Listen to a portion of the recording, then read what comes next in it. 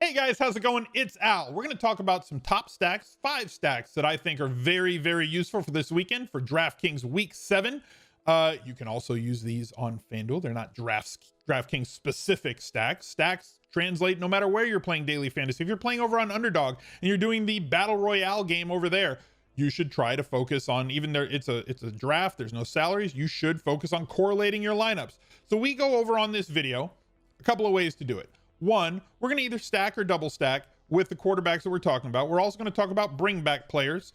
Some of you guys don't know what a bring back player is. I'll define it for you every single week. A bring back player is somebody that is not on the team of the quarterback, but on the opposing team. So if you're using quarterback from team A, they are playing team B, we're going to put at least 1 or 2 of team A's pass catchers in the same lineup with the quarterback. We're also going to play 1 player from team B, whether it's a running back, wide receiver, or tight end, because of the correlation between the player on team B and the quarterback on team A is very high. The reason that you want to do this is because hitting all 8 position players, there's 9 players in a DFS roster, one of them's a defense, hitting an 8-team parlay or an 8-player parlay in the course of having to win a GPP and picking one-off players at all 8 spots is much more difficult than having to just be right about one thing that covers 4 of those spots. Quarterback with a double stack and a bring back takes up 4 of your 8 spots. You don't have to have the exact highest scoring guys in total. You just need to have that correlation that really helps you push all the way up to the top of the leaderboards. And if you build in a secondary stack as well, something we're going to talk about in the Rotogrinders lineup HQ and how to utilize that, it will build non-quarterback stacks with, let's say, 1 player and a player from the opposing team in a different game that does not include that quarterback. So now you're using up 6 lineup spots with you only have to be right about 2 things as opposed to being right about 6 things. Much easier to do that. So let's take a look at the video. Like, subscribe, bell, reply, click something. You guys know the drill. You guys are awesome, by the way. You guys are the reason. You guys are so awesome that you're the reason that has broken my YouTube channel. So keep being awesome. I'll get the YouTube channel fixed. You guys keep doing what you're doing. Kyler Murray, he's where we're going to start, and for good reason. He's awesome. Last year, Lamar Jackson averaged 29 fantasy points per game and basically broke fantasy football. This year, Kyler Murray averaging 28 DraftKings points a game, and has basically been the QB 6 or better every single week, 24 plus points every single week, a tremendous floor. We talk about floor and ceiling when it comes to quarterbacks, and people say, oh, he's got rushing upside. Well, usually rushing is looked at, from my perspective, as a floor when it comes to a quarterback. Every single game that he runs the ball 5 or more times with between 5 and 10 carries pretty much every game, you're guaranteeing yourself 3.1 DraftKings points if he gets for 31, 7.4, 7.8, 2.9, 6.7, 9.1 DraftKings points just on yardage alone. If he happens to sneak his way into the end zone, which he's done 6 times this year on the ground, that's where the upside comes in. It's touchdown upside, and that's way less predictable than the yardage. So the fact that he gives us this floor with his legs and also has the ability to throw for multiple touchdowns, as he's done 3 of the 5 games this year. Shocking a little bit that he didn't do it against the Jets. Not as shocking that he didn't do it against San Francisco. But against Dallas, really bad pass defense. Carolina, really bad defense overall. Detroit, really bad defense overall. We get an opportunity to attack with Kyler Murray. And we get to do it against Seattle, who has allowed by far the most points to opposing wide receivers this year. So we're going to go over to Rotogrinders. We're looking at their lineup HQ. If you use the link rotogrinders.com/smizzlife, there will be a link for that down below. If you want to check it out, they have a great 4 and a 5 day plan. If you just want to kind of, or I think they have a week-long plan. If you want to dip your toes in and try it and optimize it for the first time, maybe enter the mini max games for $7.50 up to $75 to enter 150 lineups. This will help you kind of do those things. So we go over to Kyler Murray. We sort by him. We're in the team player stacks place. Okay. You go through, it comes preloaded. I want to use between 1 and 2 of the players, and you have to set all these things, between 1 and 2 of the players that are in his pass catching group. I'm not going to include running backs in that group, not going to include him, probably not going to include Dan Arnold either. It's going to be very, very trim. It's going to be 3 people that I use in the group with Kyler Murray. It's going to be DeAndre Hopkins, it's going to be Christian Kirk, and it's going to be Larry Fitzgerald. The Rotogrinders Optimizer gives you the percent play that they project for each player. They have their fantasy points. Feel free to tweak that. You can build other rules into your lineup builder. These are the very basic ones that I'm going to give you guys to start you off. Go to your opponent group. Very easy to build. In a lineup that has Kyler Murray, we're going to build our bring back group. Yes, to Chris Carson. I will include running backs. I'm going to use between 1 and 2, which is going to allow me some skinny stacks and some game stacks if I build this out completely. Not going to use Homer, Disley. I might use Olsen, but probably not. I really want to focus in on specific players because if I hit, I want to hit huge. If you want to include David Moore in that, he does have touchdown upside for him, but I'd probably want nothing really more than a sprinkle. I'm going to focus on these 4 players and use between 1 or 2 of them in each one of those lineups. Going to the next quarterback on the list for the week, it's going to be Deshaun Watson for me. He's been absolutely tremendous. And again, Kansas City, Baltimore, Pittsburgh, Minnesota are very good defenses. Did pretty well against Minnesota, who Minnesota hasn't been really good. The first 3 are solid. In the 3 games since not facing the top 5 defenses in the league,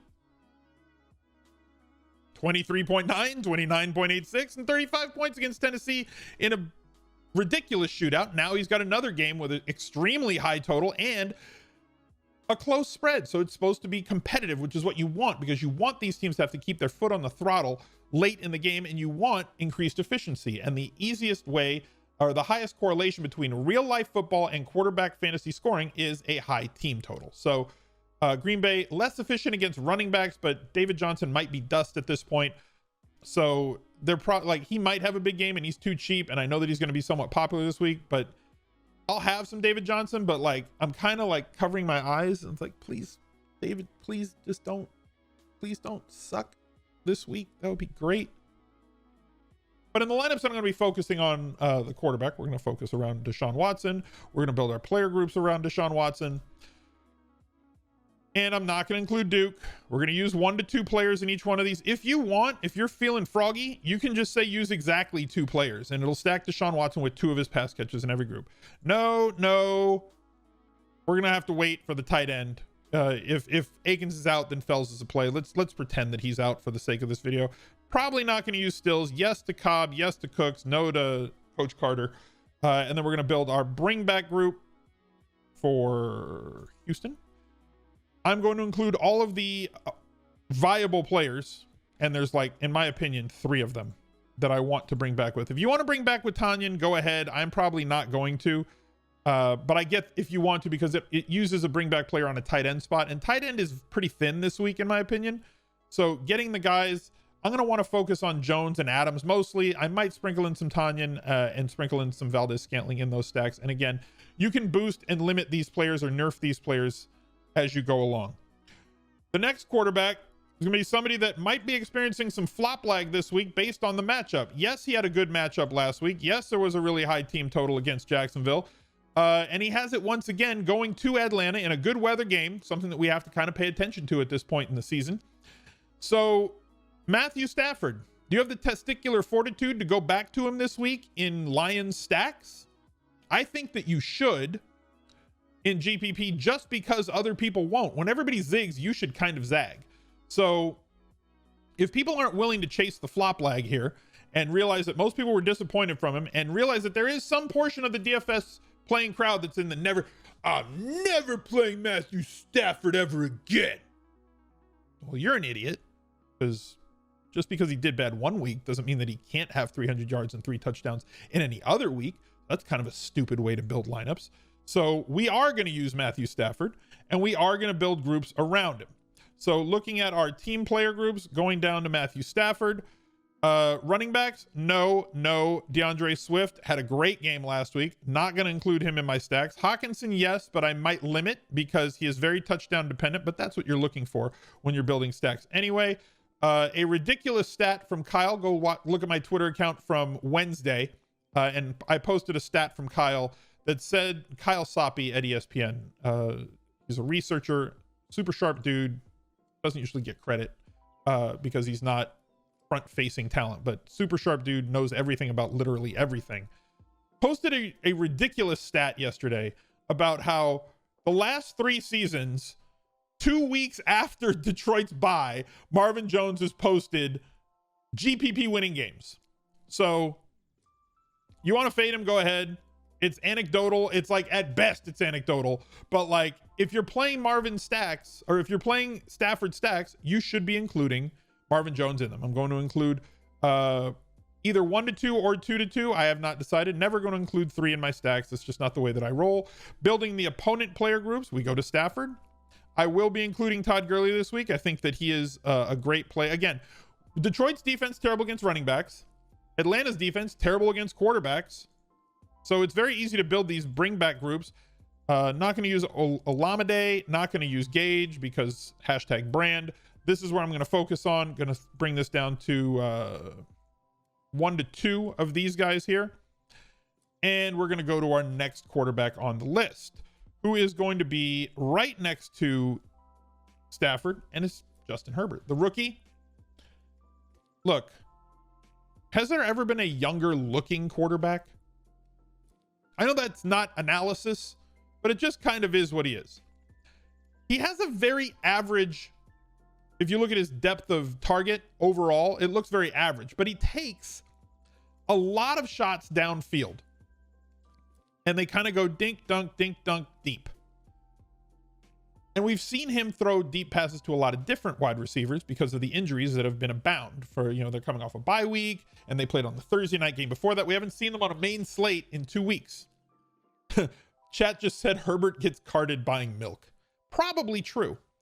I like that they are running the ball with him a little bit, as young quarterbacks tend to do. They kind of scoot whenever they see trouble. But like, I like from a football sense that he has not been like staring down at the line in front of him. He's looking downfield and looking to attack. His arm looks extremely live, and he's got a healthy set of pass catchers around him. So focusing on him, to me, seems like a really sharp play, considering a couple of things. One, so many people this week are on so many players in the passing game. A lot of people on Justin Jackson. Justin Jackson had 6 targets last game. If you want to include him in the stack with him, I'm fine with that. If you don't, I'm fine with that as well.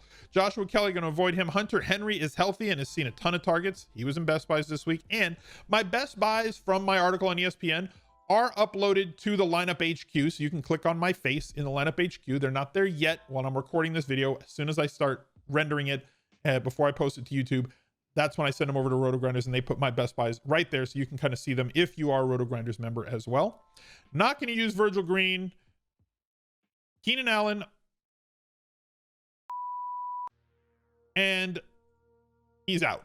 So I'm going to focus on these 4 guys, at least for the sake of this group. I'm going to use 1 to 2 of them. I know I'm not allowed to say his name, but you should probably be considering him in terms of the deep threat and the fact that they are really having a condensed target tree. They may use Parham around the goal line for like 1 target. They may use one of the youngsters to get deep on 1 route, but over 50% of the targets are headed towards Keenan Allen, Hunter Henry. That's what we love to see. A lot of air yards for and Justin Jackson involved in the passing game for like 5-6 targets possible. So I don't hate including a running back with a quarterback in a stack if they're going to realistically get you 5-6 plus targets, but I might exclude him when the weekend gets here. Going to our bring back group for Herbert, not really going to focus on a lot of players here. James Robinson, yes. Tyler Eifert is out. If you want to go with the Doughboy, I'm fine with that. Chark, LaVisca, fine. Keelan Cole's been outstanding. Not going to include Chris Conley unless there's an injury. And I'm going to use one of these guys in a bring back because I'm not expecting all that much scoring, maybe 20 points. Possibility of a couple of touchdowns. Maybe they're chasing and they get there. But I don't think that we need to full on game stack this game because I don't know if it's going to fully shoot out, which is what you're looking for. If you're going to game stack, meaning quarterback, 2 players from his team and 2 players from the other team, which would be mostly a full game stack at that point, you want a realistic opportunity of having 60 points plus from that team.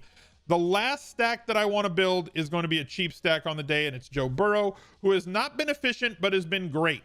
I'm sure somebody's going to argue with me, but the reality here is, from a fantasy perspective, with a bad offensive line, Joe Burrow throwing the ball as much as he does per game and throwing for as many yards as he does, there's a correlation between how many throws you throw, how many yards you throw for, and how many touchdowns you end up with. Joe Burrow has been extremely touchdown unlucky through the first 6 weeks of this season. 300-yard bonus, 300-yard bonus, 300-yard bonus, 300-yard bonus. 4 times. This game does have a total above 50 points. The last time these two teams played, I believe the final score was 32-30. And he posted against this team 28.54 points on the road in Cleveland. Yes, he should get sacked in this game, right? Like, Cleveland does a great job on the defensive line, and they have a great D-line, O-line mismatch against Cincinnati, but Burrow can sling it. Not expecting to throw it 61 times like he did against them the first time, but he's been throwing it around 40 times every game. He's been very efficient in terms of his completion percentage, should threaten for the 300-yard bonus, and we have guys that he can throw to. So looking at our Burrow group, not going to include the running backs in this group. Am going to make sure that there's 1 or 2 of them. Not going to include him. You can include Kareem Hunt if you want, but I don't think that they use their primary running back all that much, so I'm going to not include him. I think 4 targets is probably expected from Kareem Hunt this weekend, though he could catch a touchdown. Not going to include him. Austin Hooper is a very good value. Yes, Landry. Yes, Beckham. I want 1 to 2 guys out of this bring back group. Looking at the guys that we're going to go with on his team, really going to focus not on Joe Mixon, even though I think that he's a great play. I'm not going to include him in the group, but I might not exclude him from showing up in those Joe Burrow lineups. Gio, no. Sample, yes. We've seen multiple drop touchdowns from a lot of his receivers. One of the reasons that Burrow has not been really efficient this year. I'm going to focus on these 4 guys right here: Sample, Green, Boyd, and Higgins. You go over to your player pool. You build your 147 lineups. Right here is where you can click my face if you want to use my best buys, or at least see who they are for your cash game builds and everything else. As it builds these, we're then going to go through here. We're going to see our, you can look at your player groups. You can look at stacks, quick stacks. You can look at bring back groups. If you want secondary stacks, you can utilize them in your lineups. This is going to build the groups that we need. You can't see it because it's behind the banner up there. And then you sort through it. My advice is, if you've never used a lineup builder before, it's not as simple as going to a site, seeing their projections, clicking build 150 lineups, and print money. That's not how any of this works. So if that's your mindset, you're going to lose money way more efficiently by putting in 150 lineups than you ever have before. You need to spend time cultivating your stacks. You need to spend time cultivating your lineups, making sure that you're looking at everything that you need to look at. And for me, I run through about 50 or 70 times before I'm ready to enter games, because think about it like a gardener. You're sitting there like Mr. Miyagi with his bonsai trees, and you're clipping very carefully around that tree to make sure that it's shaped exactly the way that you want before you go and enter games. So thank you guys for watching. I'll see you tomorrow for the Q&A. Come join us on Twitch. Look for another video right there. He's a legend.